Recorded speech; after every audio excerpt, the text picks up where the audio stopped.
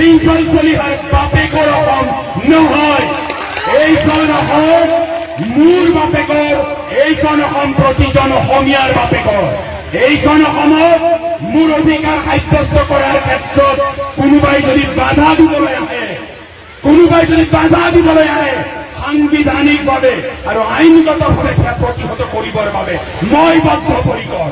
গতিকে মই আহ্বান জনাম, উদাত্তভাৱে মই আহ্বান জনাম প্ৰতিজন সংখ্যালঘু মানুহক, প্ৰতিজন নিৰ্যাতিত নিপীড়িত মানুহক আপোনালোকেও আন্দোলন কৰিব লাগিব।